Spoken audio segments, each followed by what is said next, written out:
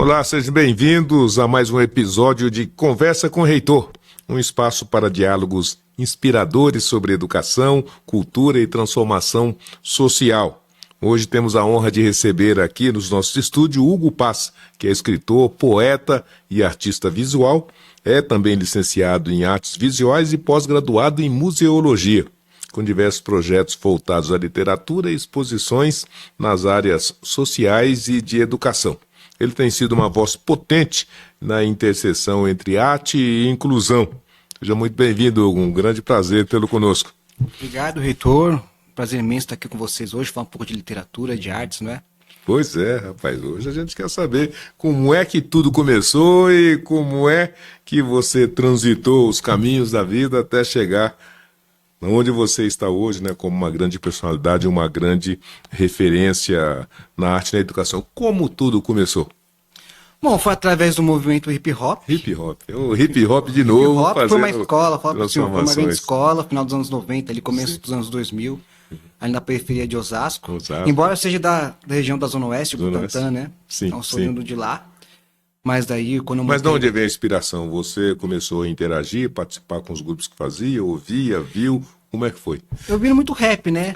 E a molecada do bairro ali, então a gente começou a ouvir muito rap. Então ali veio as inspirações, conhecendo hip hop, então grafite, compondo letras de rap também. Então, a molecada muito engajada ali, né? Mas isso era uma coisa que se dava dentro da escola, dentro de casa ou na rua? Onde foi na rua, fala pro senhor, foi na rua, no bairro. Uma escola de rua. A rua foi uma escola, assim, né? Dentro desse movimento. A escola teve ali uma pitadinha ali, a professora de arte se incentivou. Então lembra, nossa, como fosse hoje essa lembrança da minha professora de artes. Isso, se eu não me engano, estava na minha oitava série. A professora chegou para mim, ela havia passado um desenho livre, ela perguntou para mim, então, você... Às vezes, quando você fecha os olhos e abre assim, você vê uns pontinhos pretos? Eu falei, às vezes sim, professora. Sim. Daí ela falou, pode ser que você tenha que usar óculos aí no futuro. Que curioso. E eu fiquei com aquilo na cabeça até hoje. Então, nossa... E ela passou a usar óculos? Não, acabei não usando, mas... Ela errou o veredito. Mas foi bem interessante, porque ela sempre estava ali, atenciosa, prestativa, então tentando me auxiliar. Então, na hora que eu estava fazendo os desenhos nas aulas, ela ia incentivando, vai. Então ela não me bloqueava. Ela deixava você livre. Deixava você solto. Agora você falou de uma dimensão importante, você falou de desenho, né? Desenho precisa ter ou dom, ou talento, ou inspiração. De onde que veio esse dom, esse talento? Você aprendeu ou você já tinha uma intuição e seguiu? Como é que foi? Bom, na verdade assim, não sou desenhista, né? Eu procuro trabalhar elementos do grafite, né? As tags, com abstracionismo. Então dentro do que eu produzo, né? Os elementos pictóricos, né? Que são as pinturas. Na verdade, eu... Sim, mas essa primeira escola não foi alguma coisa assim técnica. Você não foi numa escola para aprender técnicas desses elementos. Você já pegou ali na rua, jogou para dentro... Foi muitas vivências, né? Muitas vivências, então... porque a gente tem debatido como a educação tem essa... também característica de poder fazer esse descortinamento do indivíduo, né? Então, às vezes, o indivíduo não sabe nem que tem o dom, né? Nem que tenha o talento. E a educação, sobretudo se tiver professoras inspiradoras, como você disse, pode ser um ambiente também de fazer essas descobertas, né? Uma injeção, né? Uma injeção de ânimo para a gente ir se lapidando e descobrindo dentro do processo. Você vai... que nem na faculdade de artes mesmo, você vai descobrindo alguns movimentos de vanguarda, então você vai meio que se libertando de algumas amarras, né, que às vezes tem muito apresentada dentro do fazer artístico, né? Então, que nem eu nunca fui um desenhista, mas sempre procurei trabalhar dentro de um processo criativo, né? Então, algumas vivências dentro desse território artístico, como eu falei, o grafite foi uma escola ali, então eu pegava um pouco das tags, e trazer para esse campo do abstracionismo, alguns elementos de colagem também que eu procuro trabalhar ali na tela, no papel ou na madeira. Então, as cores também, cores quentes. Então, vai pegando um pouco de algumas técnicas, de alguns movimentos e vai trabalhando aquilo e trazendo para o processo, né? Agora, Pra você construção. começou lá na rua de Osasco, não é? Estimulado pelo que você ouvia, pelo que você via, pelo que você respirava no meio dos seus camaradas. Depois você foi para a escola, teve professoras e outros que lhe auxiliaram. Depois você foi para a universidade. Ou seja, você fez toda a trajetória dentro daquilo que você gostava, daquilo que você era apaixonado. Isso o ajudou nem enxergar os problemas do caminho? Ah, não, a gente sempre teve os problemas, né? Então, assim, o jovem negro da periferia se vendo dentro de um campo que a gente sabe que ele é muito elitizado. Sim, Então, quando eu cheguei, eu tava ali me descobrindo, porque até então eu fui fazer biologia lá em 2008. tá. Então, eu tentei, bem lá, em 2003, começar a estudar música. Sim. Então, por incentivo do meu primo, né? Então, ele meio que intermediou ali. Comecei a estudar violão, sozinho mesmo. Tô tentando, Um autodidata. tentando ali. Só que acabou não vingando muito. Embora Tá. hoje eu tenha que meio que recomeçado ali. Tá. Hoje tenho composto, porque as artes me ajudaram a me redescobrir todo esse processo. Uma puxa a esse outra, caminho. né? E uma fortalece, estimula a outra, né? Foi ajudando ali, porque que nem... Quando eu comecei... Eu lembro que eu entrei na faculdade de biologia em 2008. Não cheguei a concluir, que assim, meu sonho era ser biólogo. Meu Tá. pai trabalhou no Instituto Butantan ali. Sim. Mais de 30 anos. Sim. Então eu queria trabalhar com os animais. Então meu sonho Queria era trabalhar descobrir lá. um soro lá para... Né, Só que acabou, não virou. Sim. Não virou. Isso em 2008. Então eu fiquei no primeiro semestre de biologia. Tranquei. Daí, no final de 2008, começo de 2009, foi que eu fui entrar para fazer técnico de radiologia. Sim. Daí eu acho que eu fiquei em um módulo. Daí quando entrou a matemática, meio que corri. Não, mas... Resolveu deixar para lá, deixa para lá. Só que daí em 2008 para 2009, fiz esse primeiro módulo. E nesse período, que assim, tentei a biologia, tentei a radiologia, não virou. Sim. Daí, por incentivo de alguns amigos, havia conhecido o Saraus em 2006, quando eles montaram uma ONG cultural lá no meu bairro. Então, já meio que o pezinho tava ali, porque que nem eu peguei o violão, eu fiquei até 2008, né? 2008, depois que eu entrei na faculdade, eu parei, estacionei o violão. Em 2007, tinha frequentado alguns saraus. Sim. O primeiro sarau que eu fui foi em 2006, ali no bairro, nessa ONG. Sim. Então, até então, não sabia que tinha um espaço para falar poesia, músicas autorais, então teatro, performance. Eu falei, nossa, interessante, não sabia disso. É. Eu não sabia desse movimento de saraus, então foi uma coisa muito nova para mim naquele Sim. período. E muito importante, né? Porque ali Sim, foi uma escola. Os Escola. saraus foram uma escola para mim também, não é? Então, dentro desse processo todo de construção, né? E aí, finalmente, você veio para a universidade, escolheu artes visuais Isso. e museologia. Isso em 2015. 2015. Porque até então, as artes, eu comecei lá o grafite, lá Sim. no final dos anos 90, começo dos anos 2000, na época da escola também. Então tinha parado. Sim. Então a música deu uma parada ali em 2008. As artes, acho que eu parei de fazer os grafites, pintar. Se eu não me engano, foi em 2000. Bom, quando acabou a escola. Sim. Acabou a escola em 2005, Eu tinha dado uma parada. Daí depois, quando eu voltei a estudar, que por incentivo de professores também. Não, mas você é um homem de sorte, hein? Todo mundo te incentivou, Então, o todo professor mundo me te inspirou, estimulou, seu primo empurrou, enfim, todo Então, tudo uma conspiraram a injeção seu de ânimo favor, ali. né? Então voltei a pintar. Tinha conhecido o movimento Saraus, como eu falei, em 2006. Daí comecei a escrever. Falei, nossa, vamos ver como que é, né? E como é que você sai de tudo isso para depois ir, inclusive, para museologia? Na universidade, você achou que artes visuais era aquilo que efetivamente você estava procurando, e daí você desceu a ladeira, foi embora. Ah, falei, vamos, eu gosto, né, de pintura, exposições. Onde é que você se formou? Na FMU, Na FMU. Tá. Daí fiz Em minha São pós Paulo no ou lá IMEP. em Osasco? em São Paulo mesmo. Aqui em São Paulo. Então você teve que sair de Osasco e fazer Que agora, a vida agora eu sou da Zona Oeste mesmo. Agora né? você é da Zona Oeste. Porque eu nasci lá no bairro Jardim Maria Luísa. Maria Luísa, tá. E agora você está lá. Agora na eu Zona voltei Oeste de São para a Paulo. região. Que maravilha. Agora você está trazendo uma informação muito importante, que você está dizendo que, a despeito do talento, do dom, você sempre achou necessário e importante aprimorar isso com o conhecimento, e sobretudo o conhecimento superior, não é? E isso daí não é uma normalidade entre os demais que estão nessa agenda, que estão fazendo esse trabalho, que estão desenvolvendo esse conhecimento. Você acha que o conhecimento superior aprimorou, melhorou, te deu mais elementos para você trabalhar? Ah, com certeza, sempre dá um embasamento, né? Sim. Até porque a área da educação, a minha ideia era fazer uma pós em arte e educação, né? Sim. Daí veio a pandemia, acabei não conseguindo fazer. Ainda, né? Porque Mas tem ainda, muito tempo pela ainda frente. tem a ideia, daí quem sabe fazer uma pós, um mestrado, vamos ver futuramente, né? Porque sempre vem vários projetos, então, como eu falei, a música meio que retornou, agora essas composições autorais. Sim. Então, eu tenho um trabalho que é uma performance poética. Tá. Então, já apresentei alguns espaços onde eu peguei toda assim, uma narrativa dentro desses 16 anos, vamos colocar esse ano aí dessa trajetória na literatura. Eu peguei esses textos autorais meio que montei um espetáculo performático, né?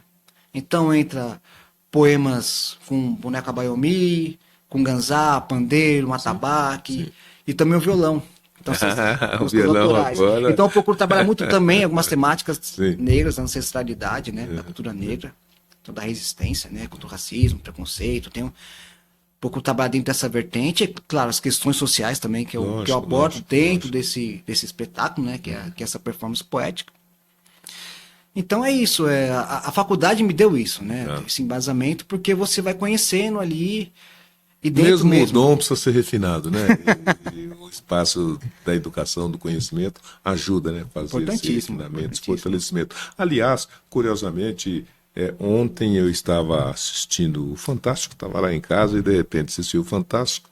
Na verdade, eu não sei se é Fantástico ou se foi depois do Fantástico. O fato é que eu vi um tal de Mestre MC Cabelinho, não é? E eu não conhecia o MC Cabelinho. Mas o fato é que ele estava na Globo sendo transmitido ao vivo e a hora que passou o histórico dele, né, e o público dele, eu fiquei assim, surpreso, né, porque a música dele, né, a música do hip hop, a música do rap, essas músicas que estruturaram todo esse pensamento chegaram agora não só à maioridade, como está, né, top 10, né, são as músicas procuradas, executadas, que tem um público assíduo e que está tendo esse reconhecimento desses espaços. A que você remete isso? Por que hoje o hip hop, o rap, o funk, a música negra ao final está top 10, está aí no topo do desejo e da vontade das pessoas conhecerem, se apropriarem, interagirem com essa arte, com esse conhecimento? Acredito pelo fato de ser uma cultura de força, de resistência, as pessoas, né, queiram conhecer. Até porque se a gente for analisar o funk, o rap, vem muito dentro de uma ancestralidade, assim como o blues também, né? Pois é, mas acontece que até muito pouco tempo eles tinham uma resistência, não é? Uma resistência de grande parte dos brasileiros e mais ainda, né? Tinha até um tipo de limitação, de cerceamento para que essa arte pudesse expandir, para que ela pudesse manifestar, e o olhar não era um olhar assim de valor, de valorização dessa arte, e sim um valor, né, de negar o talento desses artistas, dessa arte. De repente o Brasil acordou e descobriu que o hip hop, que o rap são dimensões importantes dessa cultura e está abraçando esses artistas de uma forma muito intensa, né, na televisão Globo, né, ao vivo e a cores, o MC Cabelinho, não é? Aliás, não só cantando, como depois soube, ele, dentre outras coisas, interpreta, tá fazendo novelas, enfim, a metáfora que ele representa, a síntese que ele representa é de que, então, o hip hop, o funk entrou por todos os espaços sociais do nosso país. Isso é uma conquista, então? De certa forma, sim. Até porque o próprio jazz, um tempo atrás, era meio discriminado, sim, né? Sofreu muita resistência. Blues também, a gente via que tinha aquela coisa de como chegar nas pessoas, né? Depois foi chegando, né, para as grandes massas, embora infelizmente a população brasileira não tenha tanto acesso. Eu estou até falando isso porque eu estou me recordando, né, que mesmo o Racionais MC, por muito tempo ele foi um tipo de produção artística e um tipo de artista que estava limitado a determinado espaço do território, né? Então era um tipo de música para determinado público, segmentado, e tinha muita dificuldade de sair, né, dessa camisa de força que o sistema impunha, né? E a gente está dizendo que depois, então, de Racionais e todos os demais, agora esse mesmo ritmo chega com tranquilidade, sem qualquer resistência, nos espaços, inclusive, nobres, né, da cultura brasileira. Então, foi um avanço extraordinário. Né? Comparado à minha época, que eu falo pro senhor sim. que eu peguei ali, era muito Eu difícil. imagino. Era muito discriminado mesmo. Eu acredito, assim, que as pautas raciais, né, estejam, assim, muito vigentes hoje. Embora sempre estiveram, né, sempre estiveram presentes. Mas eu acredito que as lutas, né, as lutas ali, as manifestações, as pessoas ali buscando esses espaços, chega uma hora que a mídia, né, comprou a ideia. Aquela máxima, água mole em pedra dura, tanto bate até que fura. Então, que bacana. E que consideração você faz dessa facilidade que os meios de comunicação, sobretudo as redes sociais, disponibilizaram para essas e para tantas outras agendas, não é? Porque você está dizendo, você e muitos são do tempo em que os acessos e poder divulgar e publicizar essa linguagem de trabalho era mais difícil, né? Porque acessar os meios formais era sempre mais complicado. E hoje você aperta um play, né, e fala para o mundo inteiro. Quer dizer, essas ferramentas e essas transformações também têm sido elementos importantes para ajudar a fazer essa popularização dessa arte negra? acredito que sim, né? Hoje as redes sociais, então as informações chegam mais rápido, né? Na minha época era ainda fita cassete, tinha que chegar e gravar. Eu lembro que meus amigos, a gente pegava, punha lá a fita cassete, escrevia as letras, ficava ali ensaiando. Antes era mais difícil. Hoje, então, as pessoas usam das redes sociais, né? Da internet, que é um veículo importante para chegar nas pessoas. E eu acredito também aquilo que as pessoas estão consumindo, não é? Quer dizer, às vezes acho que ajudaram isso daí também, né? Colocar mais variedade para as pessoas escolherem, né? E podendo escolher dentre as variedades, né? Essa música negra ganhou um diferencial e ganhou uma importância relevante. Ah, com certeza, né? Eu penso assim, hoje as redes sociais, então, ou seja, tem os grupos, por exemplo, de WhatsApp, né? As páginas, perfis, Facebook, Instagram, que são os 3 grandes veículos, né? Então, por exemplo, hoje eu tenho um grupo no WhatsApp que é de literatura, grupo de educação, então você troca ali. Grupo de cultura popular, então você vai trocando as informações, por exemplo, vai ter um evento de forró, de samba rock, na Zona Leste, na Zona Norte, na Zona Oeste, então hoje chega mais rápido. Antes era mais difícil, tinha os cartazes, eu lembro que... Tinha que sair pregando cartazes. Tinha os cartazes nos postes, nos muros, hoje... É muito assim, rápido, né? As informações. Cartaz eletrônico, né? Você vai num espaço de samba rock, de dança. Então você faz amizade ali com as pessoas, a pessoa te põe no grupo, te passa o contato, vai trocando as informações, vai ter tal show tal dia, o show do Clube do Balanço, o show de Sandália de Prata. Então as pessoas vão divulgando. Hoje chega, né, a internet. Com muito mais velocidade. Muito importante. Né? E vai também do que as pessoas estão consumindo, né? Porque cada estilo musical tem seu nicho, né? Então, hoje grupos de discussões a gente vê nas redes sociais. Isso eu acredito que tem ajudado a alavancar também. Outra coisa muito importante, e aí até uma questão que imagino que possa ser um facilitador para quem queira ser um Hugo Paz do presente, é de que seja por conta dessas novas ferramentas como são as redes sociais, mas seja também por essas informações que fluem através dessas redes sociais, muitas das limitações e dificuldades que você teve, essas pessoas não deverão ter, e mais ainda, tem um mercado incipiente, não é? Hoje os cantores conseguem fazer uma boa música, uma boa letra, consegue alcançar o sucesso muito rapidamente, sem ter que fazer muito esforço. Que conselho que você daria para um jovem negro que esteja nos ouvindo lá no fundo da periferia e que quisesse ou tivesse muita vontade de começar a trilhar esse caminho? Bom, se for o caminho das letras, Sim. É um pouco mais árduo, mais difícil, mas é gratificante também. Eu acredito assim que a leitura tem um poder transformador na vida da pessoa. Eu lembro uma vez que eu tinha ido numa escola, que eu sempre fiz um trabalho, né, nas escolas, nas periferias com jovens negros. Uma vez uma menina perguntou para mim, então, como que é ser escritora? Eu queria ser escritora. Eu falei, o que eu vou falar para ela? Eu falo das dificuldades que você tem. Falei, ó, siga seu coração, a sua intuição. Sim. Então, seja, por exemplo, hoje, a maneira que eu pego para abordar as temáticas que eu abordo, quando eu pego, eu tô trabalhando um livro novo. Na verdade, é um livro que vai ser uma antologia. Sim. Então, eu pego, vão ser dos meus 3 primeiros livros. Então, alguns textos eu vou meio que ressignificar, vou reescrever, vamos dizer, algumas coisas, outras eu vou deixar. Sim. E ver algumas coisas novas. Então, até o processo mesmo de escrita é muito diferente de outros tempos. Quando pega o início, pega hoje, fala, nossa, mas... Porque a sua visão começa a mudar, seu olhar, não é? Então, eu acredito que o jovem ele vai ter que passar por um processo, que é esse processo de autoconhecimento, aquilo que te inspira, que te motiva, aquilo que te agride, que te fere, que faz você querer colocar para fora. Então, acredito que os jovens vão ter que passar por isso, vão ter que se autoconhecer dentro desse processo todo. Né? Leitura é importantíssimo, sempre ler. Sem leitura não... E um grande conselho, Sim. sempre ouvir artistas novos, acho importantíssimo.